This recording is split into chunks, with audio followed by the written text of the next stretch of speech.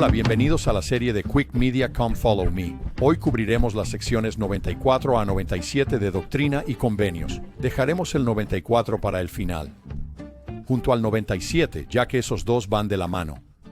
Y empezaremos con la sección 95. La sección 95 es, en cierto modo, una continuación del Señor en la sección 88, donde pide a los santos construir un templo. Hasta ahora no ha pasado, así que va a buscar a la gente y hacer que comprendan la importancia de construir este edificio. Ahora quiero que presten atención al versículo 1 y vean cuál es nuestro tema. Generalmente lo captamos en los primeros versos. Encontramos algo en el versículo 1 que nos ayudará a entender y confirmar lo que hemos discutido sobre el amor de Dios y la luz de Cristo. Así que, aquí está el primer versículo. Dice, así dice el Señor a los que amo, y a quienes amo también reprendo, para perdonar sus pecados, porque con la corrección preparo un camino, para su liberación de todas las tentaciones. Y te he amado. Por lo tanto, si estoy observando esto, noto que la palabra amor aparece en diferentes ocasiones aquí. A ti, a quien amo, y a quien amo, también te castigo. Y te he amado. De acuerdo, esto es, primero, una lección que dice, mira, quiero decir, te estoy diciendo que te amo, pero si te amo, te reprenderé. Y así, en cierto modo. Correcto, una reacción a nuestra conducta en la vida del Señor.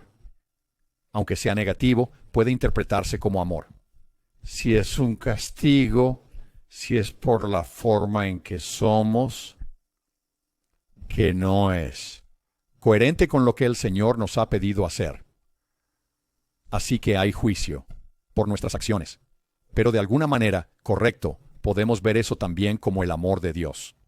Pero ten en cuenta aquí el amor del que está hablando, porque es un tema que ha estado presente desde la sección 88 y antes, sobre la luz y el amor de Dios, la humildad de Dios. Ahora también mencionó la preparación, que hay un camino preparado para salir de la tentación, la liberación de la tentación. Mira el verso 4 aquí, él dice, para la preparación, con la que diseñé preparar a mis apóstoles, para podar mi viñedo por última vez, para que pueda realizar mi extraño acto, que yo pueda derramar mi espíritu sobre toda carne. Entonces, ¿qué hay ahí? Las leyes altas y bajas y el sacerdocio preparatorio. Y todo lo que eso implica. ¿Y qué viene después del sacerdocio preparatorio? ¿Qué viene después del bautismo? Es el don del Espíritu Santo, es el Espíritu, es el levantamiento del velo. Aquí tienes. Voy a preparar todo, y una vez que todo esté preparado, entonces podré derramar mi espíritu sobre toda carne. En el versículo 5 vemos algo que hemos escuchado antes. Pero he aquí, en verdad os digo que hay muchos que han sido ordenados entre vosotros, a quienes he llamado. Pero pocos son los que son elegidos, ¿no? Muchos son llamados, pero pocos son escogidos. La manera en que debemos entender esto, creo, es recordar el significado de elegido. Hay una serie popular ahora sobre Cristo que se llama Los Elegidos. ¿Qué es ser elegido? ¿Quién es el elegido? ¿Quiénes son los elegidos? Bueno, elegir significa seleccionar. Es tu agencia, es elegir algo. Así que cuando escuchas el término los elegidos de Dios, es lo que Él ha seleccionado. Son aquellos que Él ha escogido. Él no es un favoritista. ¿Cómo puede elegir a un grupo de personas? Bueno, Él elige a aquellos que eligen estar donde están. Es de su propia voluntad. Esos son los que se convierten en los elegidos. Así que ser elegido es lo mismo que ser electo.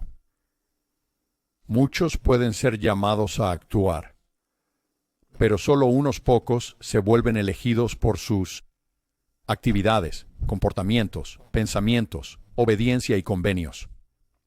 Y luego, en el verso 6, vamos a obtener la referencia a la luz. Aquí tenemos aquellos que no son elegidos, es decir, aquellos que no se convierten en los elegidos por sus propias elecciones. Han pecado gravemente al caminar en la oscuridad a plena luz del día. Así que creo que puedes interpretarlo de varias formas. Primero, el mediodía es cuando la luz es más brillante. Cierto, eso es lo que dicen. Esa luz debería ser el amor de Dios, la oportunidad de Dios. Y podrías llamarlo los llamados que Dios nos hace. Así que el sol está presente para todos, como si fuera mediodía. Sin embargo, muchos, independientemente de eso, están caminando en la oscuridad. Así que eso regresará a la idea del primer verso sobre el amor, ¿verdad? Es amor y luz. Bajamos un poco más aquí en el verso 7. Y por esta causa os di un mandamiento, DBR, que llaméis a vuestra asamblea solemne, que vuestros ayunos y lamentos puedan ascender a los oídos del Señor de Sabaoth. ¿Qué es Sabaoth? No es el sábado. Eso no es lo que quiere decir. Sabaoth se traduce como ejércitos. Como a veces escuchamos, el Señor de los ejércitos. Eso es lo que es. Es muy apropiado cuando se habla de edificar el templo y hablas de la creación. Y esas dos cosas se conectan directamente. La creación no es una narración sobre el inicio del mundo cuando vas al templo. Esa historia de la creación y de Adán y Eva se trata del templo. Eso es para lo que sirve. Está escrito para el templo. No es ficticio en ese sentido. No es lo que quiero decir. Pero está destinado al templo. Visiones que Abraham y Moisés, por ejemplo, vieron antes de que fueran y probablemente edificaran el templo o hablaran.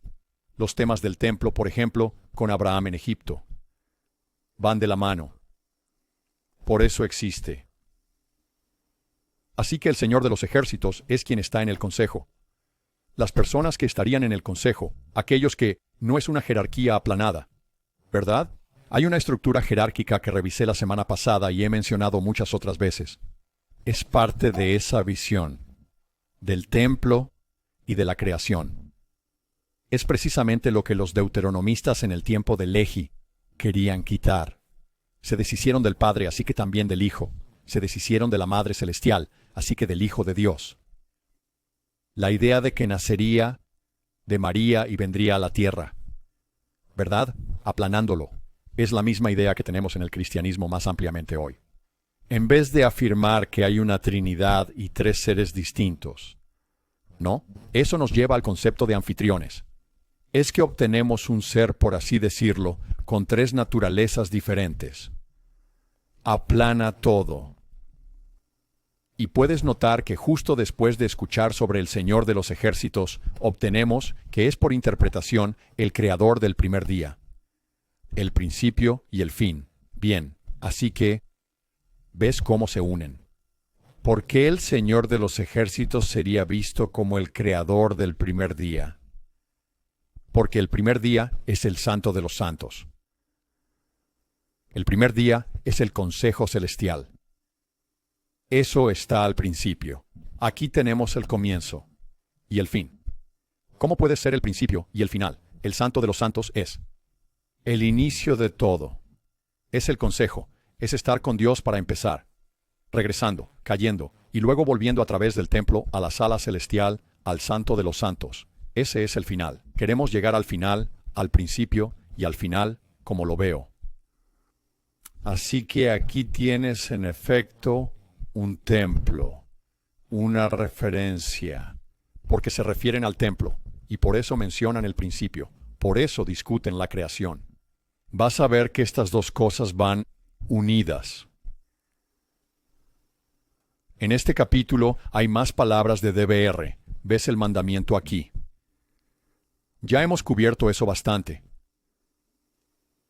Pero viene a raíz de 93, ¿verdad? Donde obtenemos la palabra, el logos, el DBR, que es Cristo. Ahora, en el verso 9. Pues esta es la promesa del Padre. Bien, de nuevo. La promesa siempre viene del Padre. La tierra prometida es del Padre. La promesa es lo mismo que el pacto, que proviene del pacto y juramento del sacerdocio. Se trata de la exaltación, el reino de los cielos. Eso representa la tierra prometida. Esa es la promesa. y es del Padre, porque implica dar todo lo que le pertenece. Y en el versículo 12 se confirma lo que dije la semana pasada. Si no guardas mis mandamientos, el amor del Padre no estará contigo. Ahora nuevamente, en nuestras mentes modernas occidentales, cuando pensamos en el término amor, muchos de nosotros no lo aceptamos, nos ofende. ¿Cómo es que Dios no puede amarme? Si desobedezco, ¿ya no me amará? Es una reacción muy común ante algo así. Pero eso no es lo que se quiere decir, ¿cierto? Cuando se habla de amor en las Escrituras, se refiere a la acción. Hablan de sacrificio, se refieren a dar. Y eso es lo que se dice aquí, son las bendiciones de Dios. Así que, por supuesto, si seguimos los mandamientos, recibimos el amor de Dios. Y si estoy cumpliendo los mandamientos o tú los sigues y yo no, es muy probable que tú vayas a recibir más amor de Dios que yo, ya que el amor de Dios se manifiesta en las bendiciones, en las acciones y en las cosas que recibes. Eso es amor. Y como discutimos en la sección 88 y en la 93, el amor más grande es el sacrificio de Jesucristo. Se trata del sacrificio, la tristeza y el sufrimiento. Eso es lo que crea la luz de Cristo. Y por eso vemos estas referencias aquí a luz y oscuridad. Vamos al verso 12 otra vez. Si no guardas mis mandamientos, el amor del Padre no permanecerá contigo. Así que caminarás en la oscuridad. Eso es lo mismo que acabamos de mencionar. Si vuelvo a hablar de el concepto de, en el verso 6, quienes no son elegidos, porque no obedecen, han pecado un pecado muy grave al caminar en la oscuridad al mediodía. Igual. Y después llegamos al verso 13. Este tiene más que ver con la creación nuevamente. Aquí está la sabiduría y la mente del Señor, que se edifique la casa. Hagan eso. Y lo hacen rápido, de hecho. Un gran sacrificio. Pero que la casa sea construida, no de la manera del mundo. Escuchamos eso tan a menudo. Esto hace referencia al tabernáculo, al templo de Salomón. ¿Qué hay del barco de Nefi? No como lo hacen los hombres. La misma idea. Eso es de lo que se trata. Al construir estos barcos, templos y barcos, el arca de Noé, y tienes todos estos detalles específicos, diseños, medidas, ángulos y materiales que deben estar involucrados en eso. Eso tiene que ver con el evangelio preparatorio. Eso tiene que ver con hacerlo exactamente bien. Eso es lo que trata la creación. Y así vemos la interrelación entre el lenguaje de la creación y la luz, y con una jerarquía que ya hemos visto con el Señor de Sabaoth aquí. La creación y el templo, todo reunido porque es el mismo concepto. Y aquí en el versículo 17 recibimos un nuevo título, de Dios. Dice, y que la parte superior del patio interior sea dedicada a mí para la escuela de mi apóstol, dice el hijo Amón, o en otras palabras, Alfis, o en otras palabras, Omegas, incluso Jesucristo, su Señor. Amén, principio y fin, Alfa y Omega. Ahora, hijo Amón, ¿de dónde obtenemos a Amón? Bueno, la forma que más conocemos es Adán ondi Amón. Adán va con Dios. Por lo tanto, hijo Amón, o el Hijo que es Dios, o Dios el Hijo. Es muy similar al dios egipcio llamado Amón. Y probablemente es algo similar. Esa raíz es de donde viene el nombre del libro de Mormón. Amón. Raíz similar, probablemente.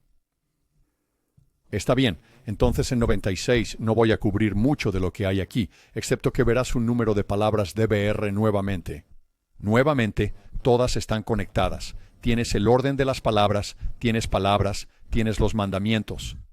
Tienes orden otra vez, palabra otra vez. Así que hay algo allí, ¿no? Es algo que forma parte de unir estas cosas, estos conceptos con estas revelaciones. volviendo hasta la sección 88 y 89.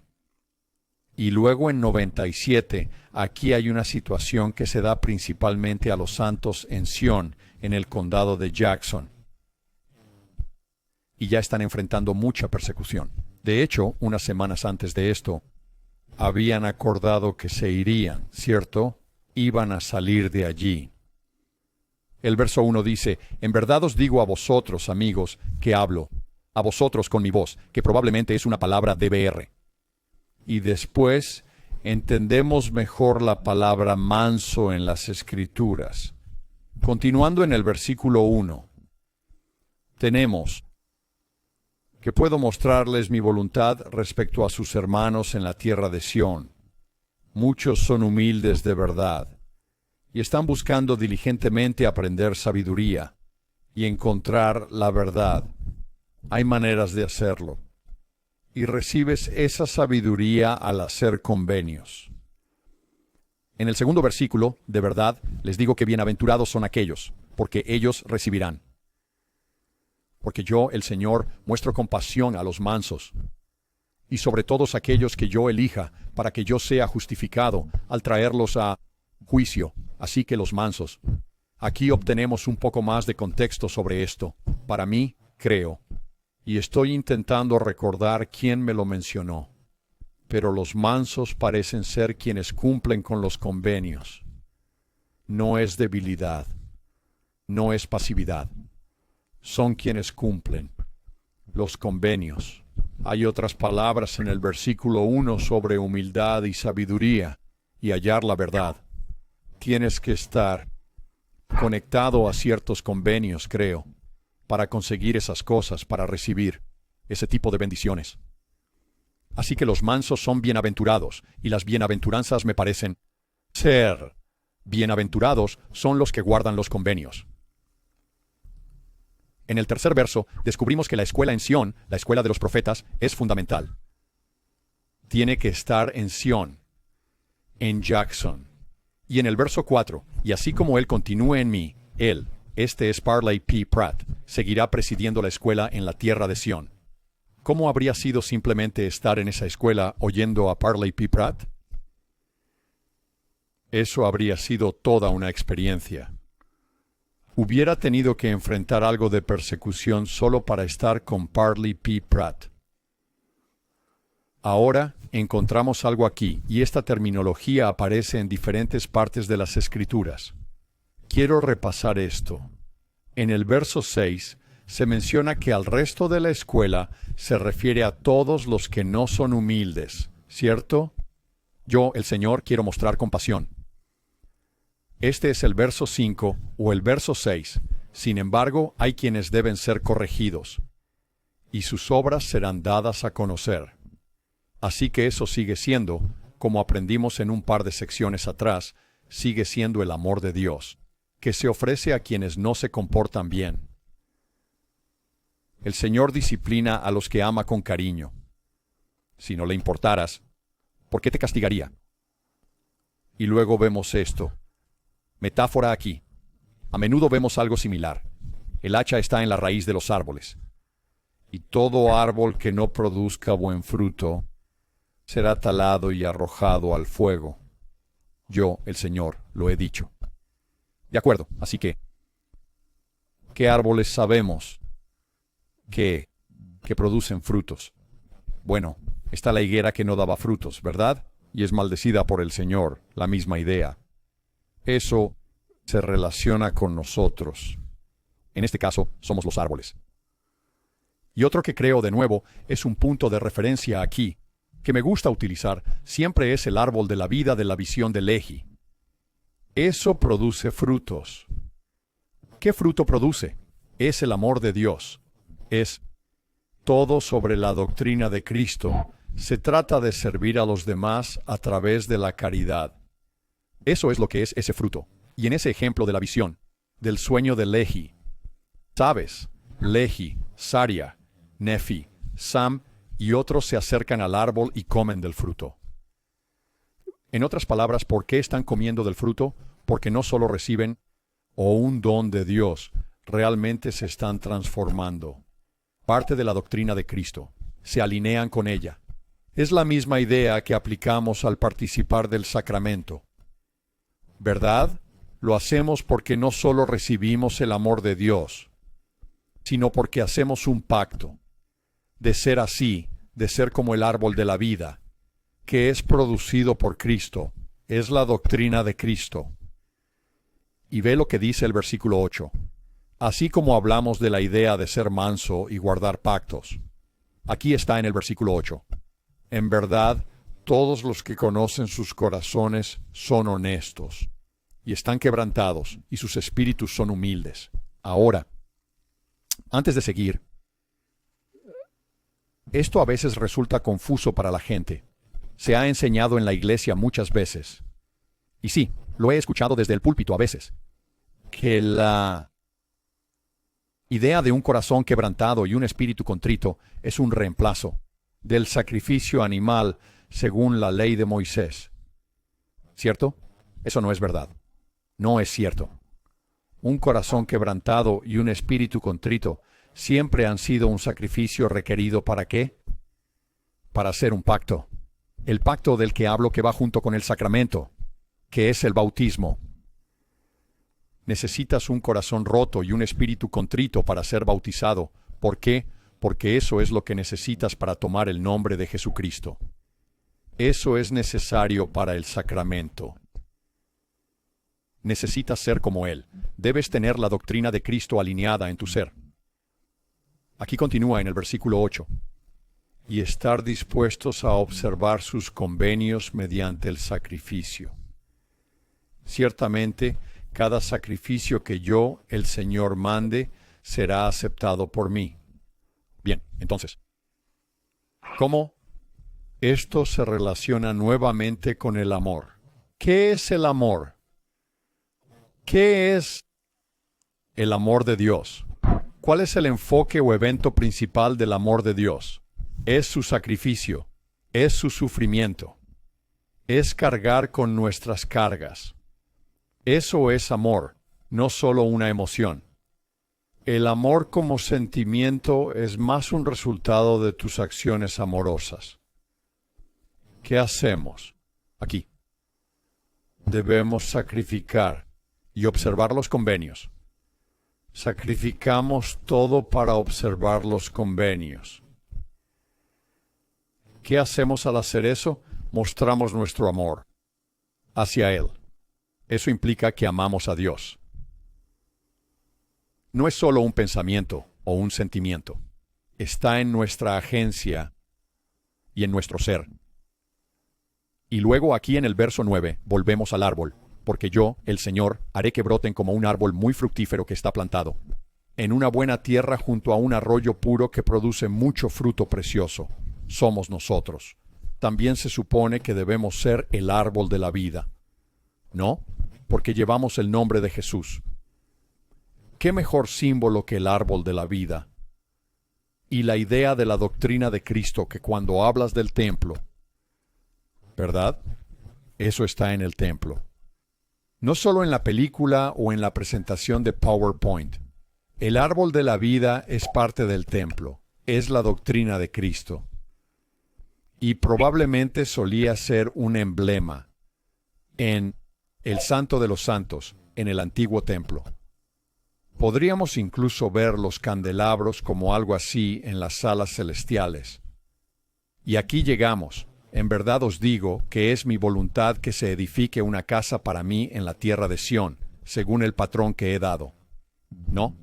Esa visión fue dada a José Smith en la primera presidencia. Nuevamente, una visión de cómo construirla, los materiales exactos y detalles sobre lo que se debe hacer. Eso le pasa a Moisés al aprender sobre la creación. No, hay detalles que se le dan a Abraham. O a Noé con su arca, o a Nefi con su nave. Esas cosas son todas similares, todas van juntas, así que encontrarías temas similares y principios eternos en cada uno de esos ejemplos. Y ahora, en el versículo 16, y esto se relaciona de nuevo con la sección 89 que vimos hace poco. Sí, y mi presencia estará allí. o mi rostro, o mi presencia, eso es lo mismo. Eso es, en el templo, porque entraré en él. Y todos los puros de corazón, que entren en él verán a Dios. Eso es una referencia al templo. Es lo que pasa en el velo. Es lo que los hijos de Israel en el Sinaí fueron invitados a hacer y no lo hicieron. Es una imagen del templo. Y luego dice en el 17, pero si está contaminado, no entraré en él. Y mi gloria no estará, así que no entraré en templos impuros. Nuevamente. Ese es nuestro cuerpo. Más que el templo en sí, es el cuerpo. Si nuestros cuerpos son templos y los contaminamos, si no los cuidamos, incluso en lo que consumimos, en nuestra forma de ejercitar y en cómo mantenemos la mente despejada, y cuidar de nuestros cuerpos, entonces será más difícil contener el espíritu, siendo un vaso del espíritu. Y luego la sección 94 es realmente el final de la 97. Ya está ahí, en tantas palabras. Aquí obtenemos lo mismo en el verso 2. Y mirad, debe hacerse según el modelo que os he proporcionado. Versículos 8 y 9. No dejaréis que nada impuro entre. Y mi gloria estará allí, y mi presencia estará allí, o mi rostro. ¿Verdad? Lo mismo. El rostro de Dios y la presencia estarán allí. Te garantizo que José Smith no sabía que eso es lo mismo en hebreo.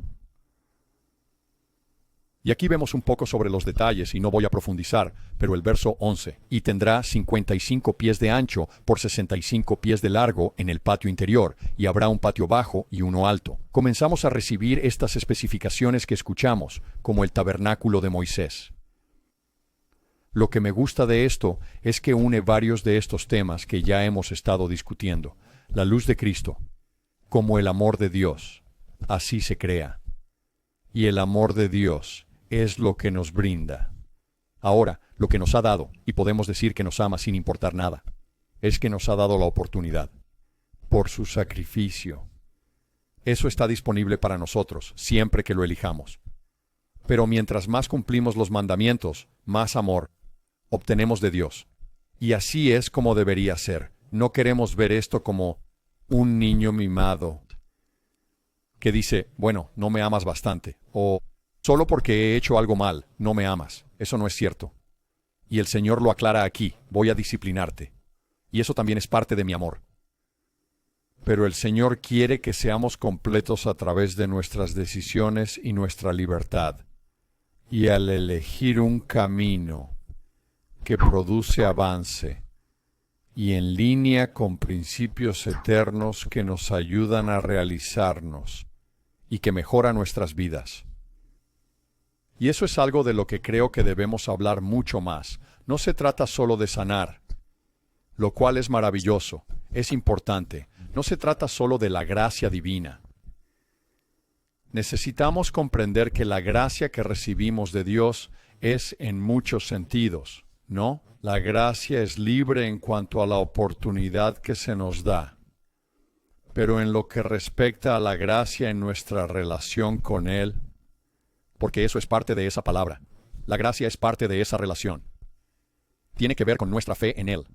Se refiere a nuestras acciones. ¿Por qué querría Él que fuera diferente? Quiere que crezcamos con nuestras decisiones y guiarnos. Así, la luz que emana puede alcanzarnos y luego podemos compartirla con otros y servirles. Eso es como el árbol de la vida. Podemos hacer lo mismo. Podemos ser el árbol de la vida así, o ser parte de eso. Y está directamente relacionado con la idea de, como tuvimos en la sección 93, de la luz que atraviesa el abismo en lo profundo de la historia de la creación, o la palabra que se hizo carne, como se indica en la sección 93. Y toda la imagen de la creación y la edificación de un templo y el árbol de la vida y la doctrina de Cristo. Todo esto se integra en estos temas del templo, que si podemos explorarlos un poco más y entenderlos un poco más, creo que enriquecerán nuestra experiencia en el templo y nuestra comprensión del Evangelio. Gracias por oír.